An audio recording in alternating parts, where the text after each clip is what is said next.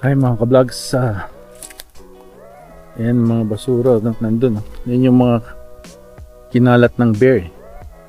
Kinuha yung mga basura galing sa either kapitbahay or dito sa basurahan namin.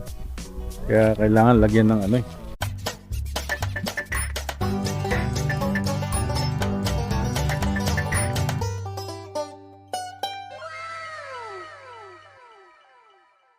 ng tawag no, strap para hindi mabuksan.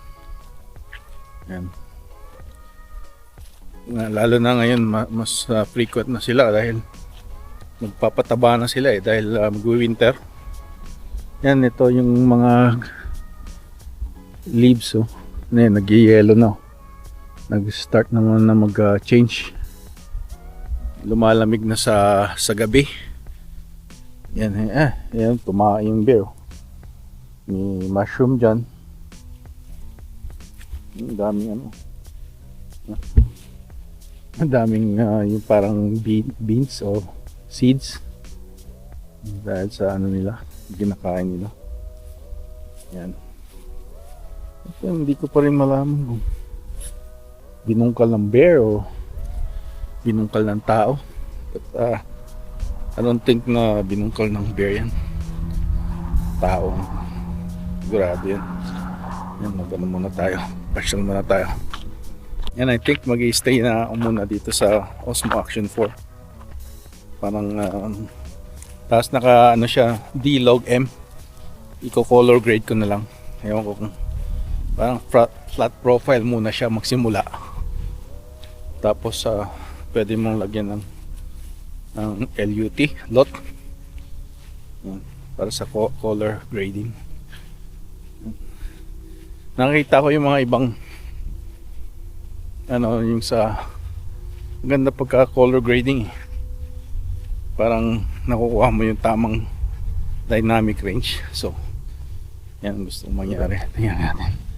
Yan ang kulay green pa rin nag brown na yan tapos nung nag-uulan nag-green uli. So yan, ganda. Yan, it's 5:46 PM.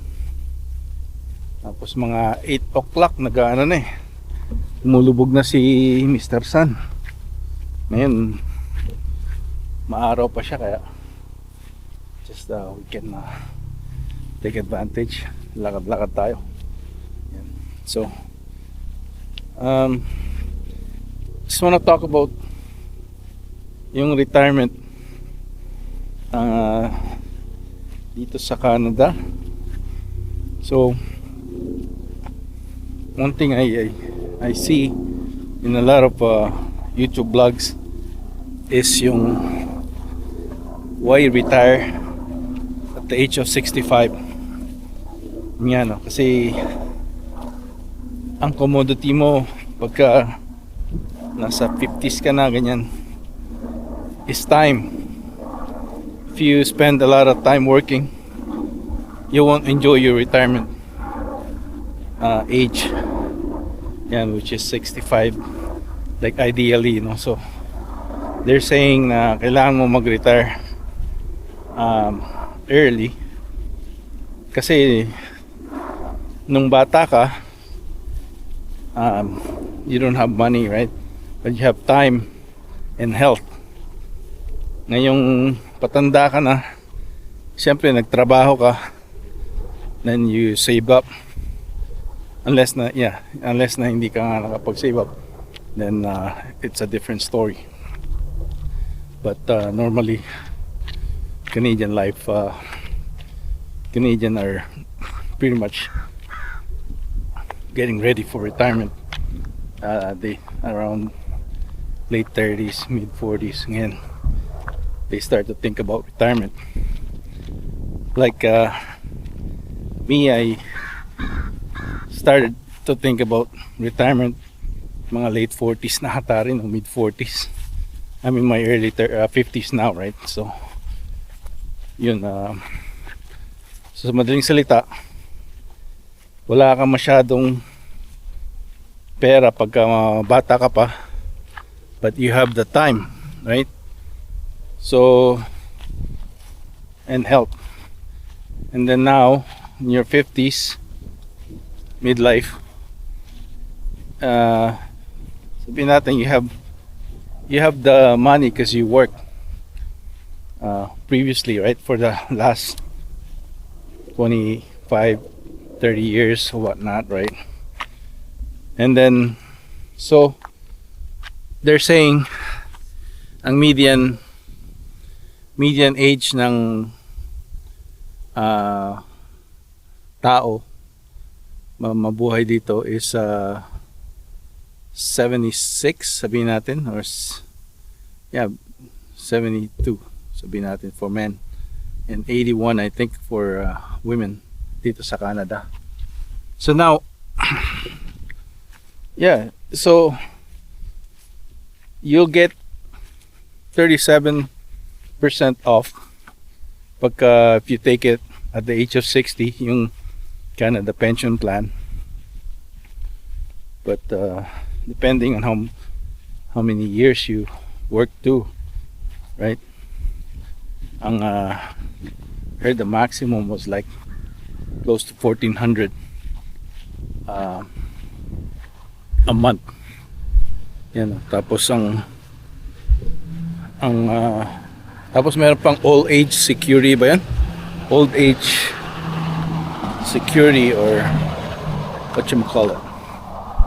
Old age pension, OAP. Yan. So ito, bus natin. Queensway. Walang tao.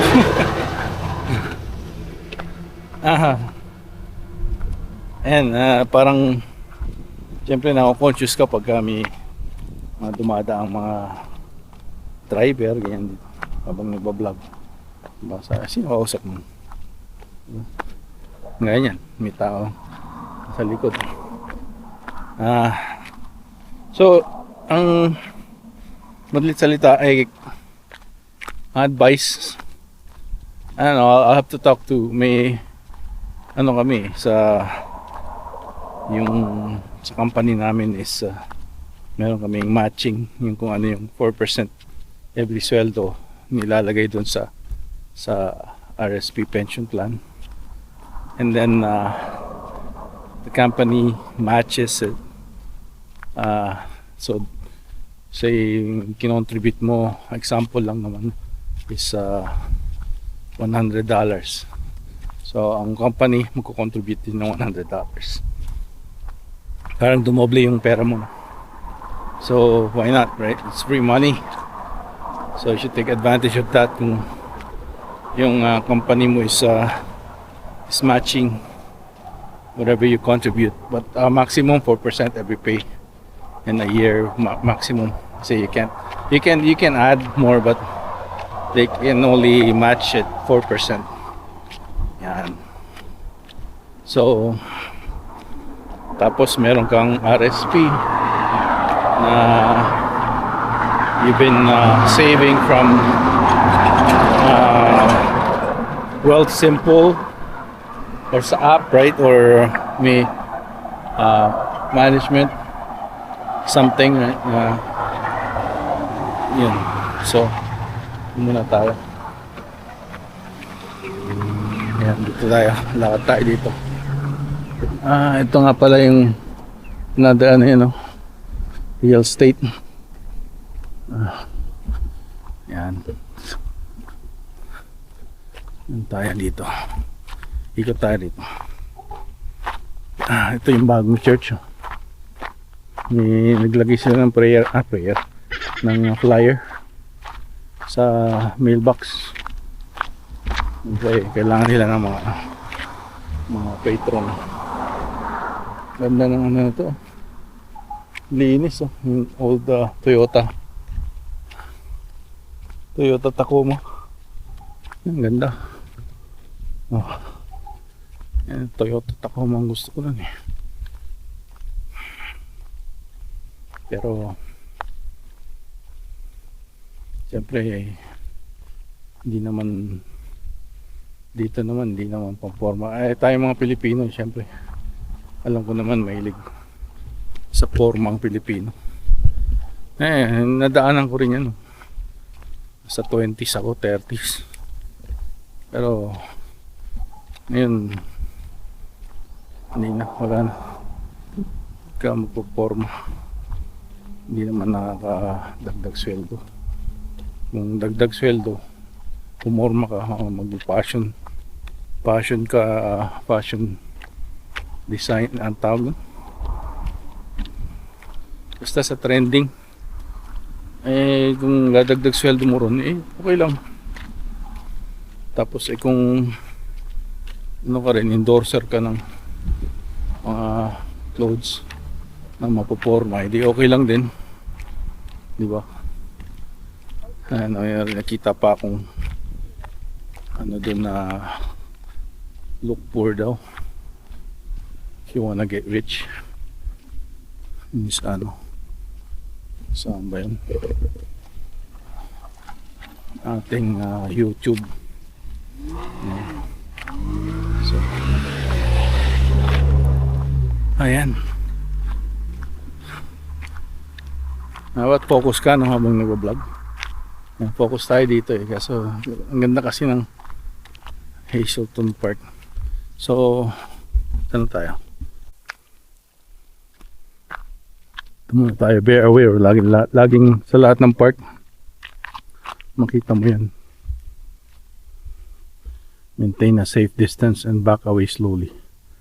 Do not run. Speak calmly. Make noise and speak loudly. Travel in a group if possible. Keep dogs on leash. Don't approach or feed the bear. See? If nasanay ang bear na i-feed sila, tapos makakita sila ng tao, siyempre kala na i-feed sila. Then pag walang na-feed ng taong yun, then he's the food. Yun ang ano doon, no? Common sense na dapat huwag i-feed ang bear. Hindi naman hindi kagaya naman ng pigeon yan, feed mo sa park, okay lang kasi hindi naman sila nag-a-attack.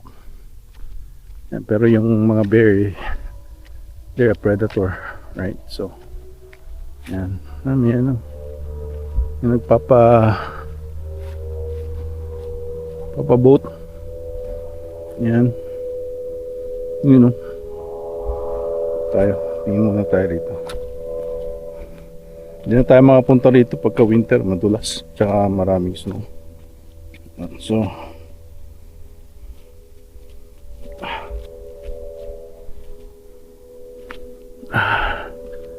yan, ganda ng tubig. Hindi ba nagsiswimming? But huwag lang madala ng current kasi yung current is delikado. Ito yung Fraser River. Yeah, Fraser River yan. Nechako yung nandun. Where the two river meets. Yan, Nechako tsaka yung Fraser River.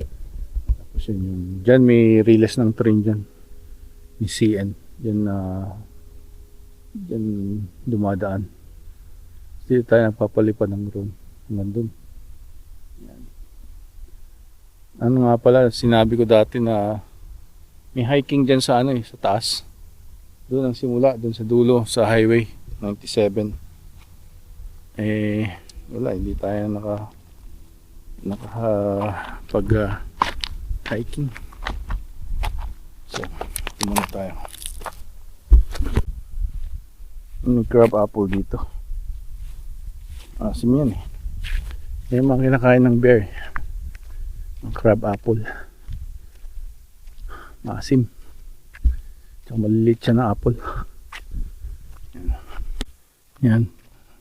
Another spot, another part to Paddle Wheel Park. Yan dito. Dito yung maraming papark yung mga kotse. Punta sila dun sa gazebo at yung playground dito. Ayan. Ayan o. Ganda ng nyo. Grass nyo. Summer na summer. May mga sunflower pa. Ayan. Ganda. So, balik tayo dun sa pagre-retiro. Yun nga, 3 Canada Pension Plan. Yun yung makukuha mo pag nagtrabaho ka rito. Tsaka yung pag hindi ka naman nagtrabaho dito, tang 65 ka, pero permanent resident ka o Canadian citizen ka, hindi ka nagtrabaho, yun yung old age sa security. Yan. I think it's 700 something a month yung automatic kahit di ka nagtrabaho dito sa Canada. Pero Canadian citizen ka o ano ka, permanent resident.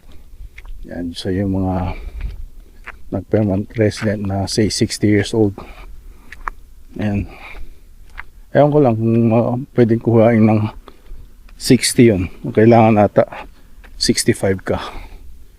Yan, baka pwede rin siguro, pero 700 something minus, baka minus 36% off din. Yan ang hindi ko alam. Yan. Tapos yung RSP mo na naipon mo pagka nag-retire ka, kino-convert nila ng RRIF para doon ka allowed ka kumuha ng certain amount na hindi ka tataksan. Parang ganun, no? Kakaintindi ko. Pero pagka straight from RSP is considered income, and then ano yun, taxable. Pero syempre pagka retired ka na, wala na ka ng ibang income so yung net income mo is say kung 15,000 lang yung kunin mo every year, walang tax, so yan, kung mga yung 15,000 na yun, pwede mo mga kakayan sa sa Pilipinas, 15,000 a year, para yung income na yun hindi rin taxable dito sa Canada pagka kinonvert from RSP to RRIF ata, parang ganon. Yeah, we'll do some research about that. So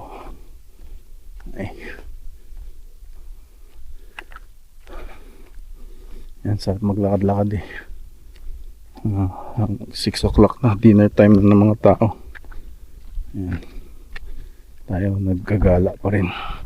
Punta sana ako kanina sa sa lake, kaso biglang makulimlim bandang hapon, about between 2 to 4. Tapos biglang lubas naman yung araw. Siya, unpredictable yung weather. Yan. Lakad lang tayo dito. Ron's Towing, private towing company pala rito, parang private ata. Yeah, private. Yan yung ginagamit ng mga 911.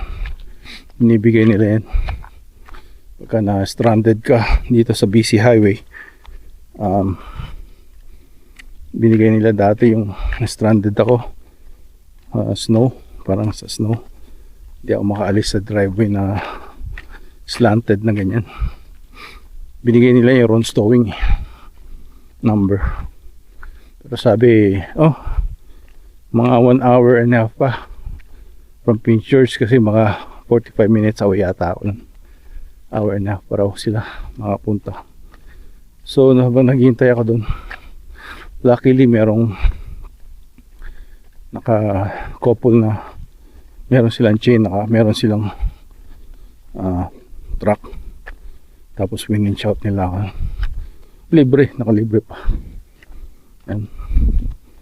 Ano yung mga tao rito pagka yung na stranded ka, tulungan ka nila kasi alam nila siguro yung feeling na na abandonado kapag kayong, di ba, nandun ka lang sa ano, sa labas ng road, tapos ang lamig-lamig. Yan, nagpa minus 35. Yan, pasok tayo dito sa ano, spotway, parang bike path din to eh, pero lakad lang tayo. Last day na ng bakasyon natin to, long weekend ngayon, September 3, 2024. Yan, September, October, November, December. Ako, the end na ng 2024. Bilis talaga ng panahon, ano? Kaya make the most of your time. Yung mga kabataan yan, yeah, tulog sila yung mga alas 12. Nakagawian ko din naman yun, na alam ko na kung bakit wala, kasi ganun din ako noon nung teenager ako eh. Dumating ako dito after high school graduate sa Pilipinas, pero walang grade 11 and 12 pa noon. So pagdating ko ng US, nag grade 11 and 12 pa ako, para yung equivalency makuha natin. And tapos naglipat kami ng Canada. Dito ako nag-college sa Mississauga back then, late 90s na yun. Yan. At hanggang ngayon yun pa naman ang pinapractice natin, electronics engineering technology. Ayan. Ayos. Tataas ng puno rito sa park, ang ganda, pero mamimiss natin yung mga leaves. Maglalagas na yun eh, pretty soon. Ayan, naglalagasan na yun, nag-uumpisa na. Ayan. Punta tayo dito sa ano, sa Mitulay. Pakita ko sa inyo yung ano, yung river. Yung dating ng 1900s, parang airport yan dati. Hello. Ayan. Ayan, mga retired dito. May seniors home dyan eh, banda rito malapit. Ayan yung mga ito, gaano rin yan lang gawain pag retire ka na ata, maglakad-lakad.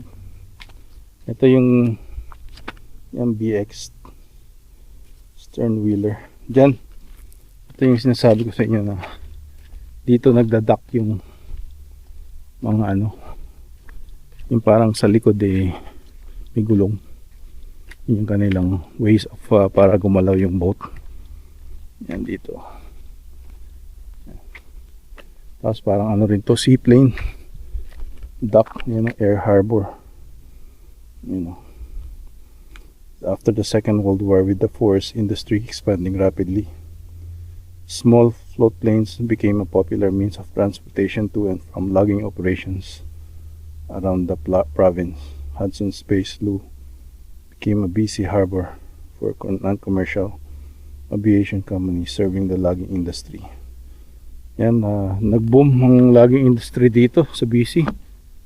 Kaya ang dami naging milyonaryo, no? Si Brinks, nilagay niya yung kanyang investment sa yan, sa logging. Binibili ata niya yung mga finger joint na mga tira-tirang wood. Ginagawa niyang engineered flooring, engineered board. Yan. So tapos yung pera niya nilagay niya sa real estate ngayon, commercial building. Ayan, magtatayo siya ng nag-real estate siya, yung nagbenta siya ng mga, binili niya yung buong lupa, dinevelop niya, nilagyan niya ng house. Yung house is expensive. Tapos ngayon ano siya ng Niro-roll niya yung pera ngayon sa ano, sa commercial building. Lagyan niya ng mall around yung sa mga malapit na binild niyang homes. Yun. Kaya smart. Tapos 80 something na siya, malakas pa. Grabe. So legacy niya yun. Sana ganun din tayo mga Pinoy. Mag-build din tayo ng legacy. Hindi lang yung tatrabaho ka para lang, siyempre para sa pamilya mo, but deep down parang maganda kung i-build mo rin from your generations down. Hindi yung titigil lang yung tawag nito, yung tinrabaho mo and that's it. Wala kang na-build na legacy. Yan. So kaya swerte yung mga iba dito na ang hindi lang tinataksan dito yung inheritance, yan, hindi tinataksan yan. Pag nanalo ka ng loto, hindi tinataksan yan. Yung gift from your relatives, yan, walang tax din yan. Tapos yung maganda yung sa loto, no? Pag nanalo ko ng loto, yun, kuha mo lahat. Hindi kagaya sa States. Pag nanalo ko sa Las Vegas, sa mga lotto ball na ano ba yun, ball something sa US, may tax. Tapos yun nga yung mga panalo niya nun sa boxing, kaya yung yumaman, malalaking pera panalunan ni tinatrabaho naman niya yung Manny Pacquiao, no? Sa Las Vegas sa US, tapos convert sa Philippine peso, napakalaking pera, billion na siya ngayon. Tapos yan, smart din si Manny Pacquiao dahil inano rin niya sa mga real estate, i-invest niya yung pera niya. Siyempre generous din siya, kaya yung mga generosity niya napapalitan ng triple. Yan. So parang currency nga, currency, pera is currency, di ba tawag? So kailangan nag-flow yan, hindi dapat titigil yung pera. So you have to flow it, then compound. Yan. So yan magandang gawin pagka retired ka na, yung compounding interest income mo. Yun lang ang, tapos hindi mo gagalawin yung kung ano yung nasa principal tawag doon.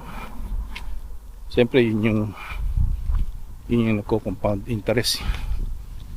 So yung interest ang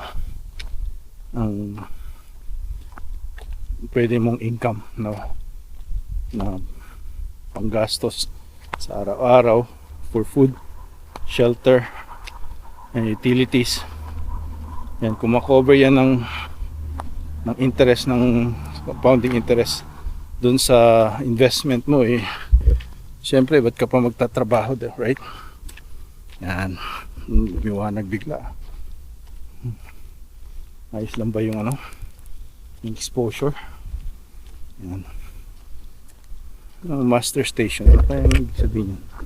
Master station, kung may nakaka-alam o sabi naman ko ano ibig sabihin ng master station. Parang filter, pinifilter niya yung tubig, parang gano'n, hindi ko alam Ayan, so ayan, madami tayong dapat malaman pagka retired na sa Canada. Siyempre kailangan nating mag-invest, hindi lang mag-ipon, hindi mag-invest. So, yan, tawid tayo dito. Ito, tawiran ng tao to, kaya hindi tayo kailangan magmadali. Yan. Ayos.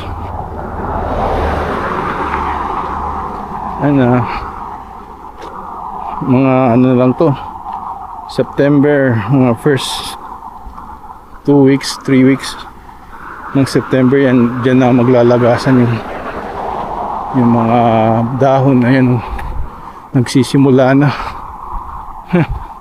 Kaya pinapakita ko sa inyo para 1 year from now meron tayong record na ganito pala buhay sa Canada, ganito pala yung ating ginawa. Yan. So hindi naman tayo maluro sa pasyalan, kung ano lang yung kaya natin, kung ano yung kaya ng ating kakayahan, yun lang ang ating pinupuntahan. Pero syempre time is of an essence. Hindi araw-araw bumabata, so kailangan mong iplano yung buhay mo. Yan, you know, every day is you have to plan it out. You can just stay in your bed, watch TV. Can't. That's the life of a teenager. But ngayon iba na. May pamilya ka na, may bahay ka, may mga utilities ka, binabayaran. Syempre kailangan mo i-ano lahat yun. So ang sabi nila save, but actually it's better to invest and then side hustle for any stream of income, right? So you can invest and then save. Hindi yung save and then hindi gumagalaw yung pera, hindi na invest. So yun, so I'm turning 53 soon. Yan ang ating revelation for today ng soon, first week of September or second week na pala, in a couple of days. So yun na muna. At next na vlog is I'm gonna do more research and then give you more information. And then don't forget to like and subscribe and hit the notification bell.